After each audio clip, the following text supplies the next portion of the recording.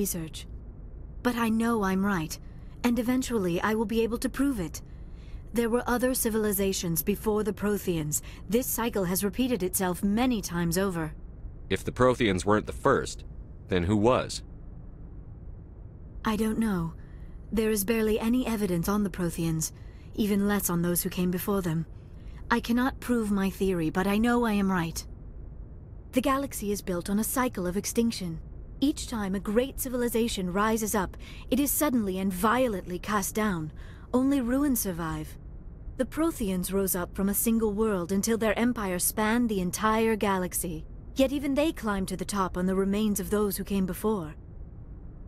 Their greatest achievements, the mass relays and the Citadel, are based on the technology of those who came before them. And then, like all the other forgotten civilizations throughout galactic history, the Protheans disappeared. I have dedicated my life to figuring out why. They were wiped out by a race of sentient machines. The Reapers. The Reapers? But I have never heard of. How do you know this? What evidence do you have? There was a damaged Prothean beacon on Eden Prime. It burned a vision into my brain. I'm still trying to sort out what it all means. Visions? Yes, that makes sense. The beacons were designed to transmit information directly into the mind of the user. Finding one that still works is extremely rare. No wonder the Geth attacked Eden Prime. The chance to acquire a working beacon, even a badly damaged one, is worth almost any risk. But the beacons were only programmed to interact with Prothean physiology. Whatever information you received would have been confused, unclear. I am amazed you were able to make sense of it at all.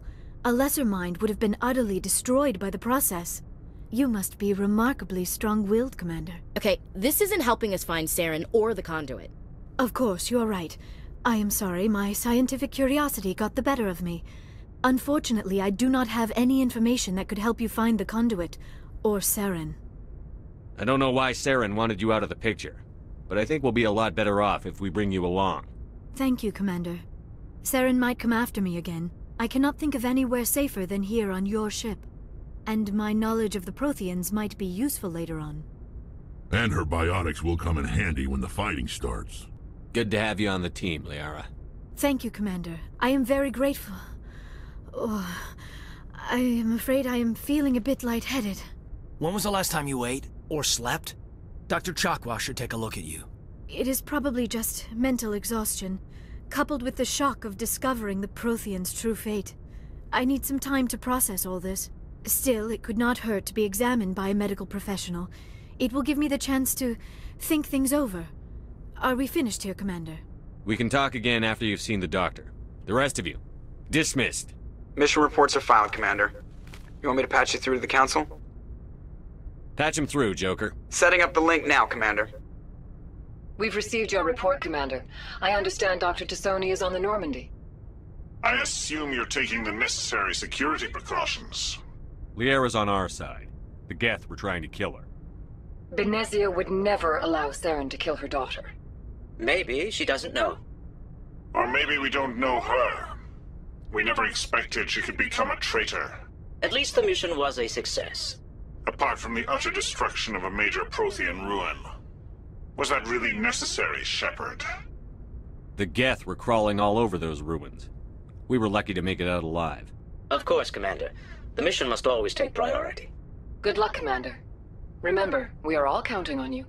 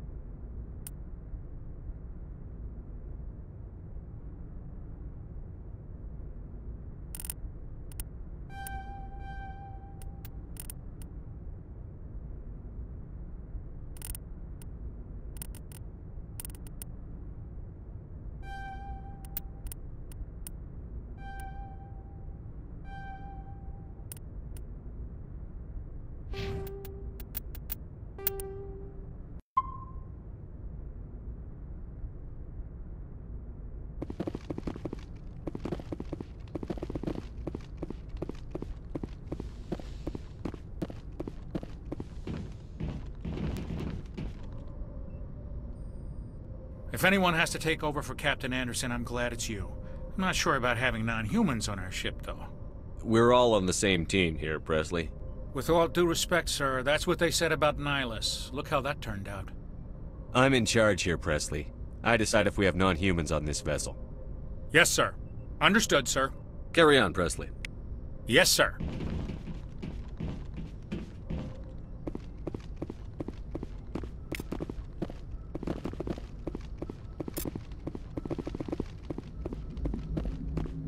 I prefer gold to silver, you know, for my medal.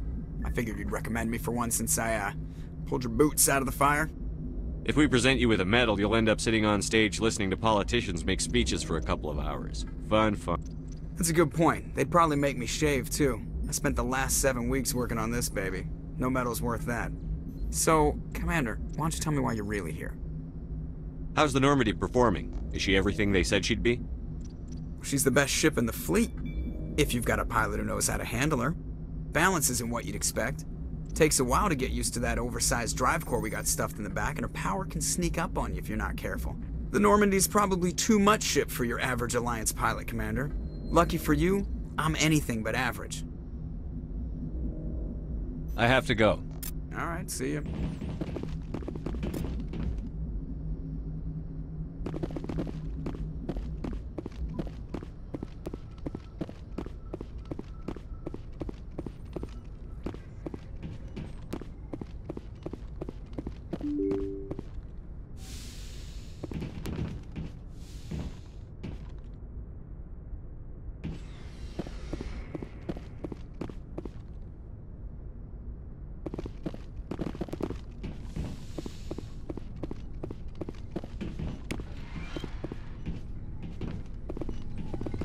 Yes, Commander? Is there something you need? I should go. Goodbye, Commander.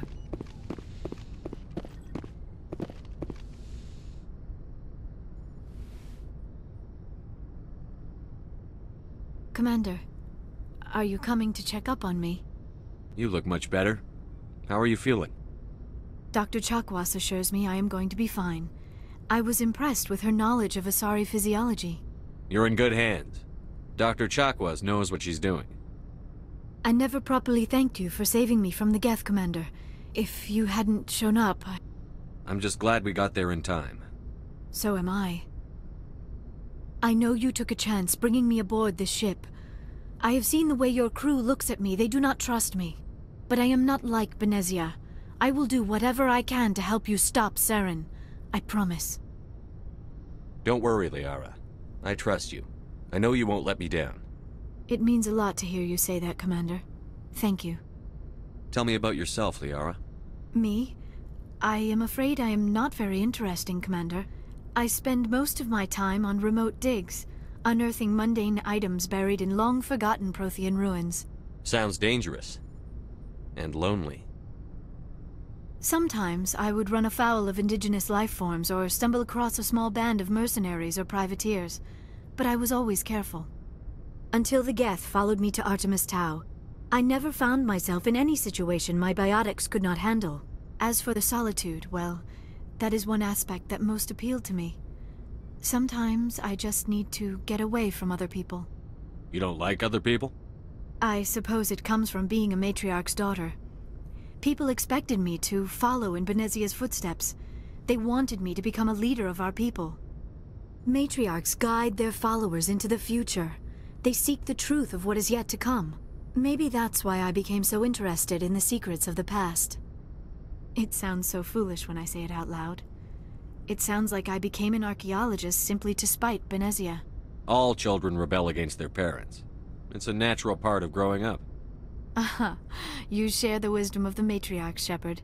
That is exactly what Benezia said when I told her of my decision. But there was more to it than that. I felt drawn to the past. The Protheans were these wondrous, mysterious figures. I wanted to know everything about them. That is why I find you so fascinating. You were marked by the beacon on Eden Prime. You were touched by working Prothean technology. Sounds like you want to dissect me in a lab somewhere. What? No! I did not mean to insinuate. I never meant to offend you, Shepard. I only meant that you would be an interesting specimen for an in-depth study. No, that's even worse. Calm down, Liara. I was only joking. Joking? Oh, by the goddess, how could I be so dense? You must think I am a complete and utter fool. Now you know why I prefer to spend my time in the field with data disks and computers. I always seem to say something embarrassing around other people. Please, just pretend this conversation never happened. I'd like to know more about the Asari. We were the first species to discover the Citadel. We were instrumental in forming the Council, and we always strive to be the voice of peaceful cooperation in galactic disputes. My people believe we are all part of a single galactic community. Each species contributes something to the greater whole. Although we seek to understand other species, it seems few of them seek to understand us. The galaxy is filled with rumors and misinformation about my people. Like what? Most of the inaccuracies are centered around our mating rituals. My species is monogendered. Male and female have no real meaning for us. We still require a partner to reproduce. This second parent, however, may be of any species and any gender. I don't understand. Your species can mate with anyone? Mating is not quite the proper term, not as you understand it. Physical contact may or may not be involved, but it is not an essential element of the union. The true connection is mental. Our physiology allows us to meld with other beings. We can touch the very depths of their minds. We explore the genetic memory of their species. We share the most basic elements of their individual and racial identities. We then pass these traits on to our daughters. It is how we learn to grow as a species and how we develop a greater understanding of other races. What happens to your partner after the union? Every relationship is different.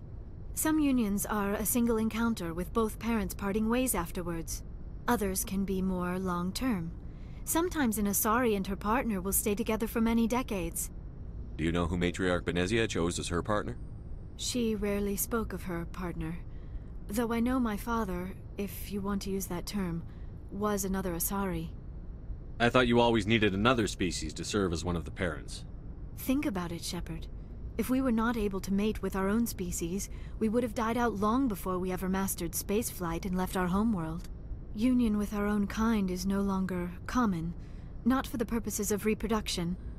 Most Asari believe it weakens our species. Asari daughters inherit racial traits from the father species. If both parents are Asari, then nothing has been gained, or so conventional wisdom would hold. I am what is sometimes called a pureblood.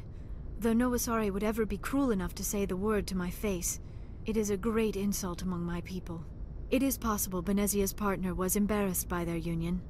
She may have been too ashamed to publicly acknowledge me as her offspring. Maybe she wanted to meet you but couldn't. Something could have happened to her. Maybe she passed away. You might be right. I hope you are. But I have no way to know for sure. Benezia never spoke of her partner. Whatever happened, it caused her too much pain to dwell on it. She raised me by herself, though that is not uncommon. Many Asari raise their children alone, particularly if the father species is short-lived. Often the partner will pass on long before the child reaches maturity. You Asari live for 1,000 years. What happens when your partner dies? Few sapient species live as long as my kind. We have learned to take a philosophical approach to our unions. We do not focus on the inevitable loss of our partners. Instead, we enjoy the time we spend with them. And even after they're gone, a part of them lives on in us. The union is a connection that transcends both time and space. I should go. Goodbye, Shepard.